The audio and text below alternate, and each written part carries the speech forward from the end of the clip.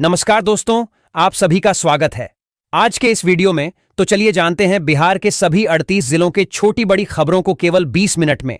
लेकिन उससे पहले आप यह वीडियो किस जिले, गांव, शहर या मोहल्ले से देख रहे हैं, हमें कमेंट करके जरूर बताएं, ताकि हम आपके गांव, शहर, मोहल्ले की खबर आप तक सबसे पहले पहुंचा सकें। अगर खबरें आपको पसंद आए तो हमारे वीडियो को लाइक करके चैनल को सब्सक्राइब जरूर करें।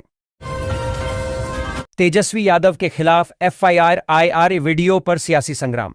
दानिश ने लगाया साजिश का आरोप। बिहार की राजनीति में सोशल मीडिया वीडियो को लेकर नया विवाद खड़ा हो गया है। जीतन राम मांझी के सलाहकार दानिश रिजवान ने तेजस्वी यादव के खिलाफ शिकायत दर्ज कराई है। राजधानी में गैस वितरण के दौरान विवाद और हिंसा की घटनाएं लगातार बढ़ रही हैं। ताजा मामला पश्चिमी लोहानीपुर का है, जहां गुरुवार को एक गैस एजेंसी के वेंडर के साथ मारपीट कर उससे जबरन गैस सिलेंडर छीन लिए गए। बताया जा रहा है कि यह घटना लगातार दूसरे दिन हुई है, जिससे क्षेत्र में गैस वितरण कार्य से जुड़े लोगों में दहशत है।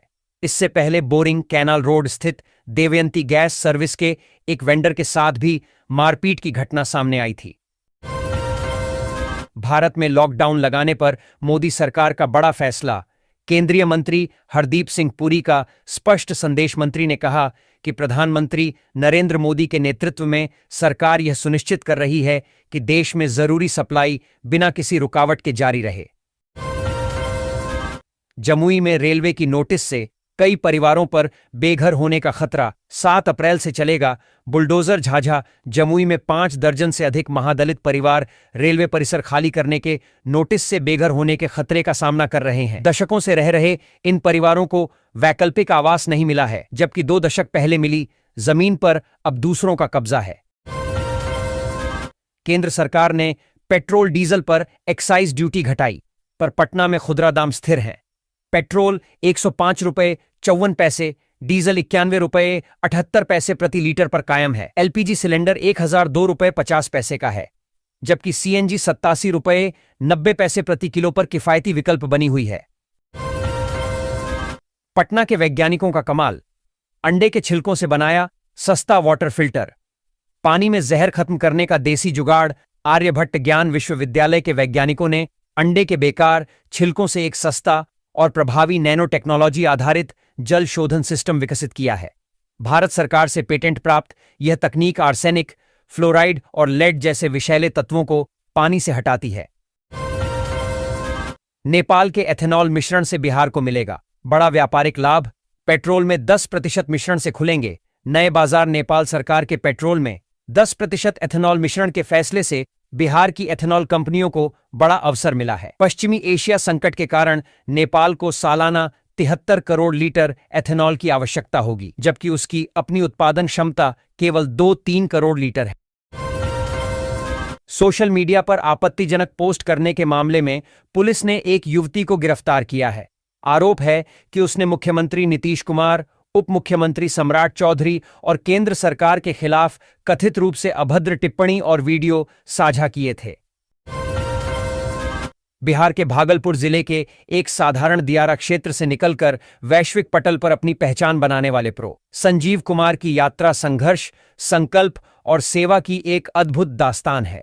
विशेषकर ग्रामीण महिलाओं के जीवन में आर्थिक खुशहाली और आत्मविश्वास की एक अलग तरह की रोशनी जलाई है। बिहार में अगले 48 घंटों के लिए खराब मौसम का अलर्ट जारी किया गया है। पटना मौसम विज्ञान केंद्र ने आंधी, बारिश और वज्रपात की चेतावनी दी है। साथ ही कई जिलों में ओलावृष्टि की भी आशंका है। उत्तर पूर्व बिहार में ऑरेंज अलर्ट और पश्चिम उत्तर बिहार में येलो अलर्ट है। यूपी से बिहार में 100 और 500 के जाली नोटों की स्मगलिंग। पटना पुलिस ने 4 तस्करों को दबोचा। पटना पुलिस ने उत्तर प्रदेश से लाए जा रहे 2.25 लाख रुपए के जाली नोटों के साथ 4 तस्करों को गिरफ्तार किया है। अगमुकुआं थाना क्षेत्र में हुई इस कार्रवाई में 100 और 500 रुपए के नकली नोट बरामद हुए। गिरफ्तार आरोपियों में राणा लव, राणा कुश, अस्मित कुमार और आशुतोष कुमार शामिल हैं। बिहार में हवाई कनेक्टिविटी को बड़ा विस्तार मिलने जा रहा है। केंद्र सरकार द्वारा नए एयरपोर्ट निर्माण को मंजूरी मिलने के बाद राज्य के कई शहर सीधे हवाई नेटवर्क से जुड़ेंगे, जिससे यात्रा आसान होने के साथ साथ विकास और निवेश को भी नई रफ्तार मिलने की उम्मीद है। दरअसल केंद्र सरकार ने देश भर में 100 नए एयरपोर्ट विकसित करने के महत्वाकांक्षी प्रस्ताव को मंजूरी दी है। बिहार में एक और रोपवे का रास्ता साफ, 100 फीट ऊंची पहाड़ी पर पहुंचना होगा। आसान जहानाबाद के वाणावर में 24 करोड़ की लागत से बन रहा रोपवे लगभग 90% पूरा हो चुका है और मई तक चालू होने की उम्मीद है। यह रोपवे बाबा सिद्धनाथ मंदिर तक पहुंचने में सुविधा प्रदान करेगा, जिससे बुजुर्गों और बच्चों को आसानी होगी। पटना से सिंगापुर और गया से काठमांडू की मिलेगी फ्लाइट। न्यू डेस्टिनेशन पॉलिसी पर काम कर रही सरकार बिहार सरकार ने अंतर्राष्ट्रीय हवाई सेवाओं के विस्तार के लिए नई डेस्टिनेशन पॉलिसी लागू की है। इसका उद्देश्य पटना और गया हवाई अड्डों से नए अंतर्राष्ट्रीय रूटों पर उड़ानें शुरू करना है। एयरलाइंस कंपनियों से निविदाएं आमंत्रित की गई हैं, जिसकी प्रक्रिया 25 मार्च से शुरू हो चुकी है। रोहतास जिला अब औद्योगिक विकास का नया केंद्र बन रहा है। डालमिया सीमेंट भारत लिमिटेड बंजारी में 1.5 मिलियन टीपीडी क्षमता वाली नई सीमेंट इकाई स्थापित कर रहा है, जिसमें 107 करोड़ रुपए से अधिक का निवेश होगा। हिंदू पंचांग के अनुसार चैत्र महीने के शुक्ल पक्ष की एकादशी को कामदा एकादशी कहा जाता है। हिंदू नववर्ष की यह पहली एकादशी होती है, इसलिए इसका महत्व कहीं अधिक बढ़ जाता है। जैसा कि इसके नाम से ही साफ है, कामदा यानी कामनाओं को पूर्ण करने वाली। केंद्र सरकार की कोसी मेची अंतर्राज्यीय लिंक नहर परियोजना के दूसरे चरण का सर्वे पूरा हो गया है, जिसमें अररिया के फारबिसगंज से किशनगंज तक 76.2 किमी विस्तार होगा। इसका डीपीआर अंतिम चरण में है, जिसके बाद अररिया के 4 प्रखंडों में भूमि अधिग्रहण होगा। राजस्व सेवा के अधिकारियों की हड़ताल से निपटने के लिए सरकार इसी संवर्ग के सेवानिवृत्त अधिकारियों की सेवा लेगी। अभी काम कर रहे राजस्व एवं अंचलाधिकारियों को भी दोहरा प्रभार दिया जाएगा। ये वैकल्पिक प्रबंध जल्द होंगे। उप मुख्यमंत्री सह राजस्व एवं भूमि सुधार मंत्री विजय कुमार सिन्हा ने गुरुवार को यह जानकारी दी। जेपी गंगा पथ मरीन ड्राइव को देखने के लिए देश भर से लोग आ रहे हैं। ये बदलते बिहार की सुखद तस्वीर है। अब दीघा से कोइलवर और मुंगेर से भागलपुर तक लगभग 125 किलोमीटर लंबा मरीन ड्राइव बनाने का काम तेजी से चल रहा है। इसके पूरा होने के बाद पर्यटन और रोजगार को नया आयाम मिलेगा। उक्त बातें बिहार के उप मुख्यमंत्री सम्राट चौधरी ने कहीं। रसोई गैस सिलेंडर की किल्लत के कारण लॉज में रहकर सपनों को पूरा करने के लिए संघर्ष व परिश्रम करने वाले प्रदेश भर से पटना आए विद्यार्थियों की मुश्किलें काफी बढ़ गई हैं। महेंद्रू पोस्ट ऑफिस के पीछे Musallahpur, Gulbi Ghat, BNR road, Tekari road, Chaudhary Tola, Shahganj, Mohammadpur, Bazar Samiti, Saidpur road आदि इलाकों के लाज में रहने वाले कई विद्यार्थी अपने सपने को बीच में ही अधूरा छोड़ घर लौट गए हैं। कुछ विद्यार्थी घर से बड़ा रसोई गैस सिलेंडर लेकर लॉज लौटे हैं। विधायक मनीष कुमार ने पथ निर्माण विभाग के मंत्री दिलीप जायसवाल से मुलाकात कर जर्जर सड़कों के निर्माण और चौड़ीकरण को लेकर पहल की। इस दौरान उन्होंने कई महत्वपूर्ण सड़कों से संबंधित प्रस्तावों को विभागीय स्वीकृति दिलाई। विधायक ने मंत्री को सड़कों की खराब स्थिति से अवगत कराया और कार्रवाई की मांग की। पटना समेत पूरे बिहार में रामनवमी का उत्सव इस बार आस्था के विराट रूप में दिख रहा है। पटना के महावीर मंदिर में आधी रात 2 बजे पट खुलते ही श्रद्धालुओं की भीड़ उमड़ पड़ी। सुबह होते होते मंदिर के बाहर 1 किलोमीटर लंबी कतार लग गई। जीपीओ गोलंबर तक पहुंची यह लाइन श्रद्धालुओं के उत्साह का प्रमाण है। बिहार की राजनीति में इन दिनों हलचल तेज है। निशांत कुमार लगातार सक्रिय नजर आ रहे हैं। गुरुवार को उन्होंने पहले पार्टी के वरिष्ठ नेताओं से मुलाकात की। इसके बाद वे सीधे मुख्यमंत्री आवास पहुंचे। यहां उनकी नीतीश कुमार से बंद कमरे में लंबी बातचीत हुई। इस मुलाकात के कई राजनीतिक मायने निकाले जा रहे हैं।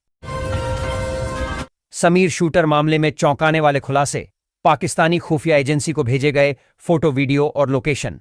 पाकिस्तान के लिए जासूसी के आरोप में गिरफ्तार समीर शूटर ने सुरक्षा एजेंसियों को चौंकाया है।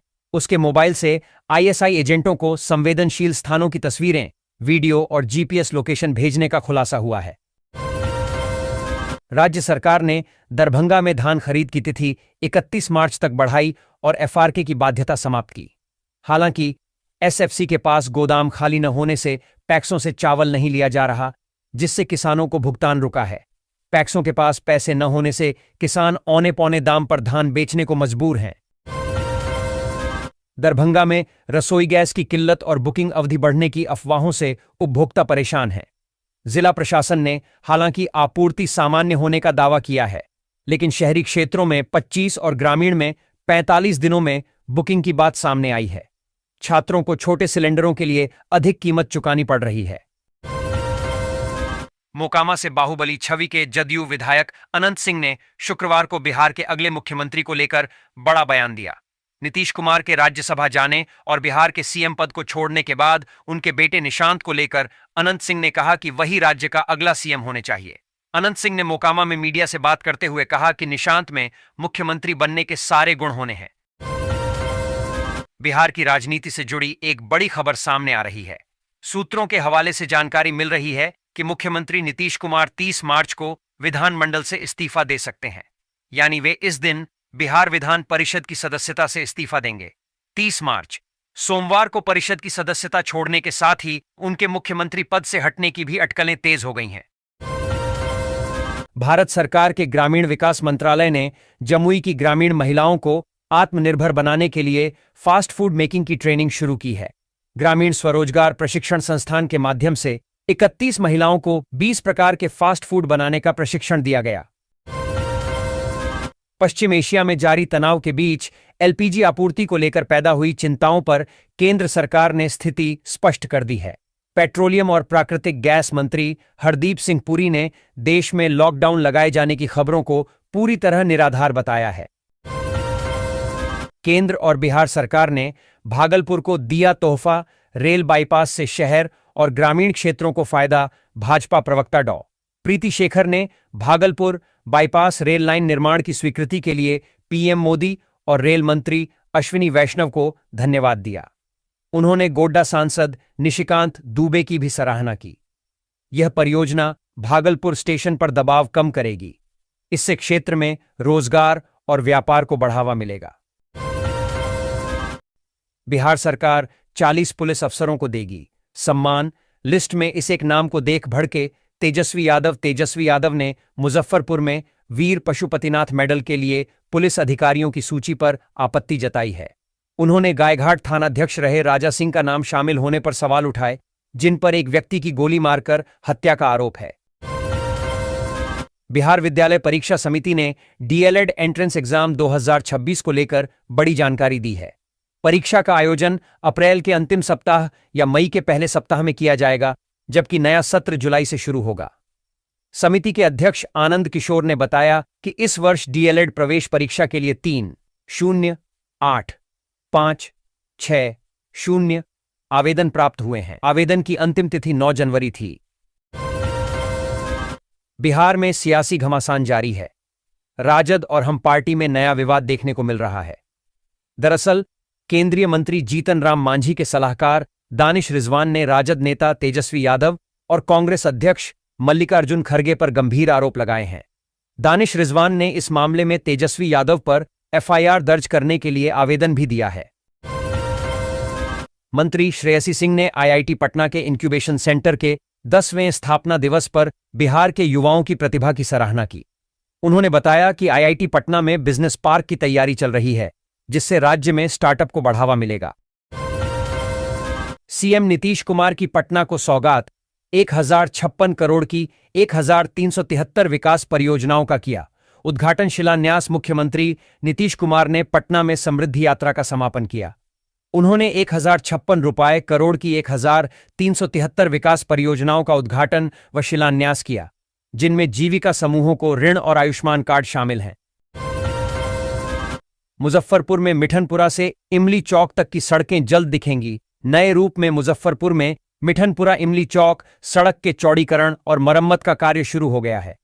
पथ निर्माण विभाग एक ने तकनीकी बोली प्रक्रिया पूरी कर ली है, जिसमें सिंह कंस्ट्रक्शन और सोना इंफ्राकन ली सफल रहे। बिहार के मुख्यमंत्री नीतीश कुमार कब इस्तीफा देंगे, विधान परिषद की सीट कब छोड़ेंगे, इसको लेकर राजनीतिक चर्चा कई दिनों से जारी थी। राज्यसभा के लिए निर्वाचित होने के बाद इस तरह के सवाल लगातार उठ रहे थे। अब इन चर्चाओं पर जेडीयू के राष्ट्रीय कार्यकारी अध्यक्ष संजय झा ने विराम लगा दिया है। उन्होंने स्पष्ट कर दिया है कि नीतीश कुमार कब पद छोड़ रहे हैं। बिहार में डिजिटल शासन का नया युग, नागरिक सेवाओं तक आसान और तेज पहुंच। बिहार सरकार की बिहारोन परियोजना राज्य में ई गवर्नेंस को बढ़ावा दे रही है। यह एकीकृत डिजिटल प्लेटफॉर्म नागरिकों को घर बैठे सरकारी सेवाएं उपलब्ध कराता है, जिससे कार्यालयों के चक्कर और लंबी कतारें खत्म होंगी। सीआईपीएल के साथ साझेदारी में यह पहल पारदर्शिता बढ़ा रही है। बिहार की राजधानी पटना से हवाई यात्रियों के लिए बड़ी खुशखबरी है। 29 मार्च से 24 अक्टूबर तक लागू होने वाले समर शेड्यूल में नई उड़ानों की शुरुआत की जा रही है। पहली बार पटना से नवी मुंबई के लिए सीधी फ्लाइट सेवा शुरू होगी। इंडिगो द्वारा शुरू की जा रही यह फ्लाइट नवी मुंबई से पटना एयरपोर्ट पर दोपहर 2:15 बजे पहुंचेगी और 2:50 बजे वापसी के लिए उड़ान भरेगी। इस रूट पर यात्रा का समय करीब 2 घंटे 40 मिनट रहेगा। मुजफ्फरपुर में परिवहन विभाग की सख्ती के बाद वाहन टैक्स डिफॉल्टरों में हड़कंप है।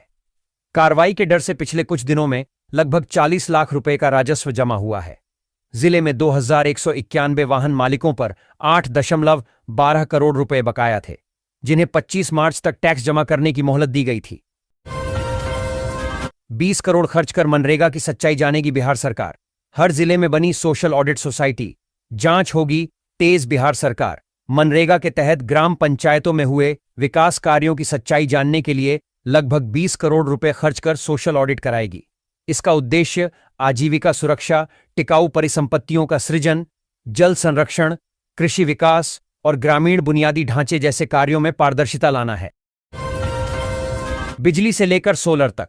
डिप्टी सीएम सम्राट चौधरी ने बताया बिहार के विकास का रोडमैप। उप मुख्यमंत्री सम्राट चौधरी ने जहानाबाद में कहा कि केंद्र के सहयोग से बिहार जल्द ही विकसित राज्यों में शामिल होगा।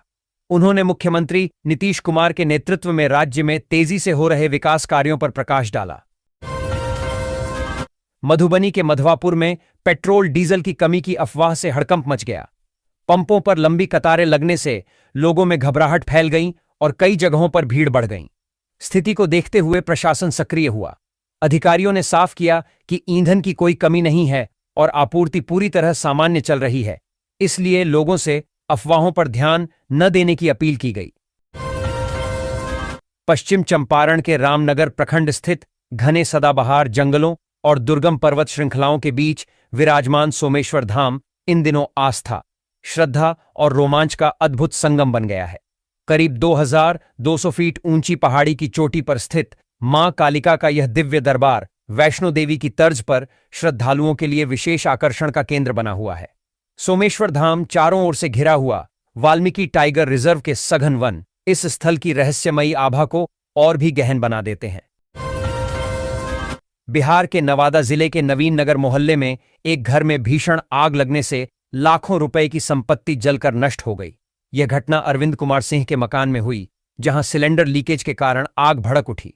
मिली जानकारी के अनुसार घर में रखे गैस सिलेंडर से रिसाव हो रहा था, जिसके चलते अचानक आग लग गई और देखते ही देखते पूरे घर में फैल गई।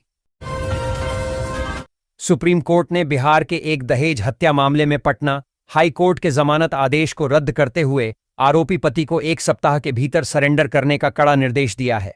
जस्टिस जेबी पारदीवाला और जस्टिस विजय बिश्नोई की पीठ ने हाईकोर्ट के नजरिए को पूरी तरह अस्थिर बताते हुए कहा कि ऐसे संगीन अपराधों में बिना गहराई से साक्ष्यों को परखे जमानत देना न्यायपालिका के प्रति जनता के भरोसे को कमजोर करता है।